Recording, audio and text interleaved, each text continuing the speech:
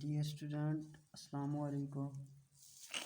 Today I select the title of my video is chapter number 7, exercise 7.1, question number 14. Student ये question number 14 इंतहाई important question है, most important question है। Paper के रूप से भी देखा जाए तो ये बहुत ही इम्पॉर्टेंट है। कई साल आप 5 साल के पेपर उठा के देखें तो ये क्वेश्चन यानी आपको मिलेगा। बहुत ही इजी है, तो अंडरस्टैंड करने की कोशिश कीजिएगा। क्वेश्चन है, prove that line segment joining the midpoints of two side of a triangle is parallel to the third side and half has long. यानी क्वेश्चन में ये चीज़ कह रहा है कि एक लाइन सेगमेंट है जो मिड पॉइंट को यानी जो एक ट्रायंगल की साइड दो साइडों के मिड पॉइंट को आपस में क्या कर रही है, ज्वाइन कर रही है। वो पैरेलल है उसकी थर्ड साइड के और हाफ एज लॉन्ग यानी उसकी लेंथ के हाफ है। It's mean to say that first of all हम एक डायग्राम ड्रा कर लेते हैं so we can understand easily by fig. Fig draw की, हमने एक ट्रायंगल बनाई, ए बी सी ट्रायंगल बनाई।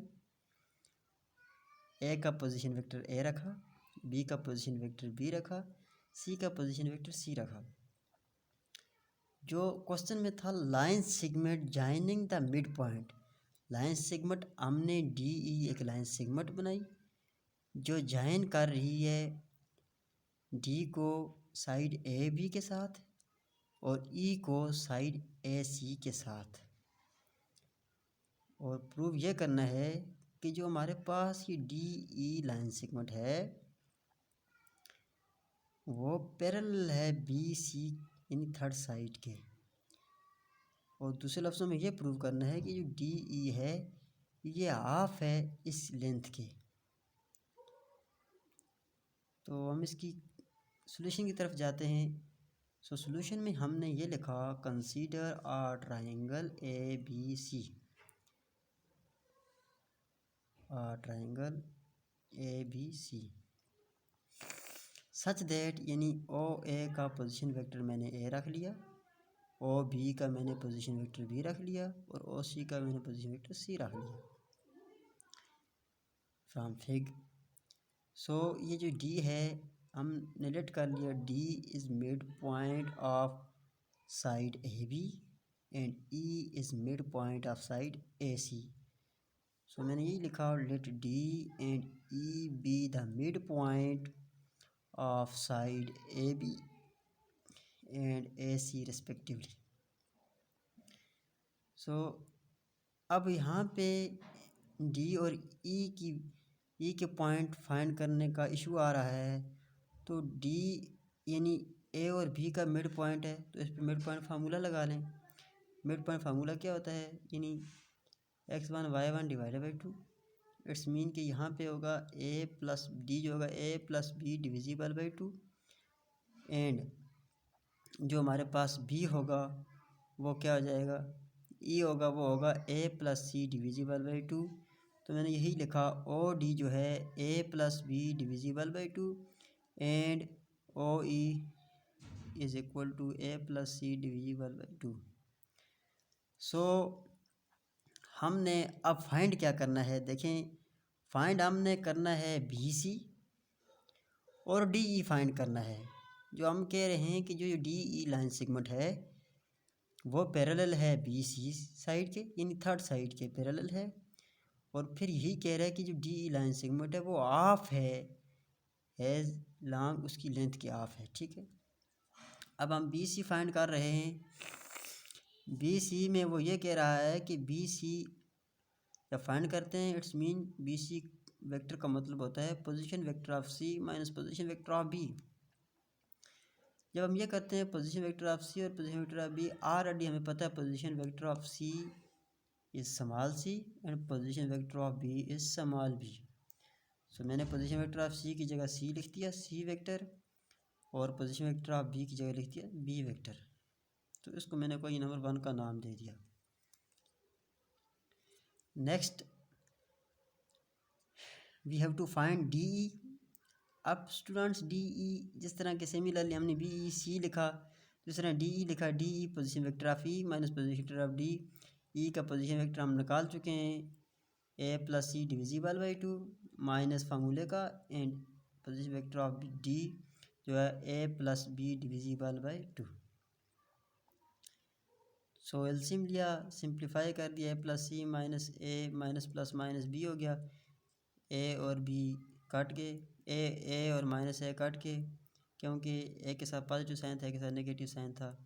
कहते हैं when two value are same, जब दो वैल्यू सेम हो, उनके साइन डिफरेंट हो, then they will be cancel the effect of each other. So हमारे पास डी ई आ गया 1/2, सी माइनस बी आ गया। तो अब देखें D E which is equal to 1/2, अब C vector minus B vector we have already discuss about कोई number 1। So आप देख सकते हैं C vector minus B vector कोई 1 में किस इक्वल है, बी सी के इक्वल है। सो मैंने यहाँ पे सी माइनस बी की जगह पुट कर दिया बी सी बाय कोई 1 विच prove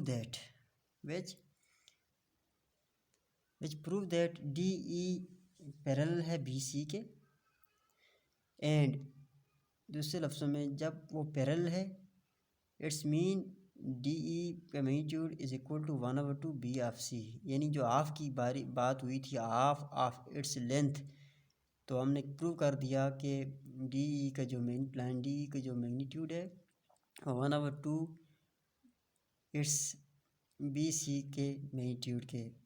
so the line segment joining the midpoints of two sides of a triangle is parallel to the third side, यानी हमने ये कहा so the line segment joining the mid point of two side of triangle is parallel to the third side, यानी D जो parallel है third side के and half has long, और half mean is long यानी उसकी length के half है, D E जो है बी सी की लेंथ के हाफ है। So we have proved. Students इसको दोबारा समझने की कोशिश कीजिएगा।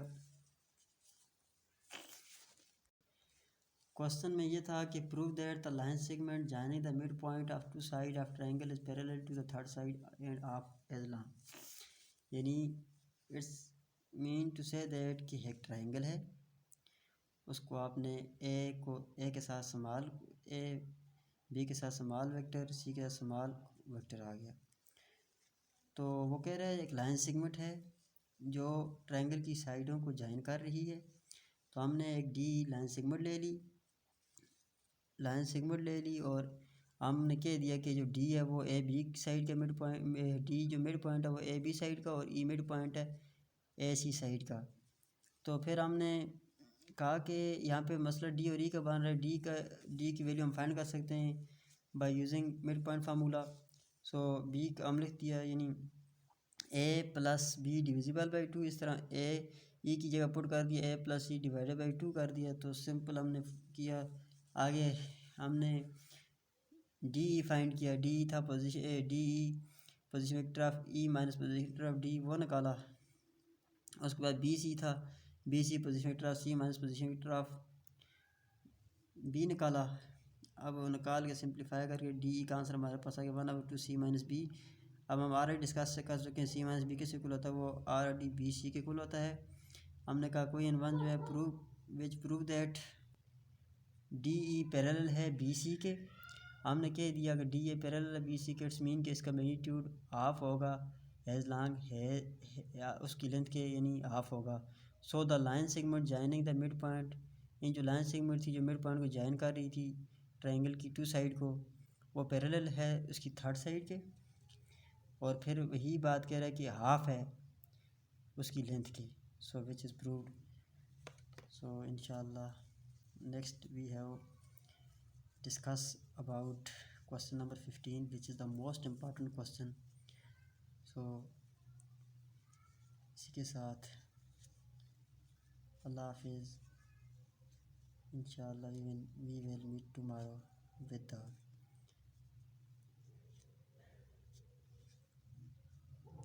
with the great wishes. So Allah Hafiz. Thank you, student.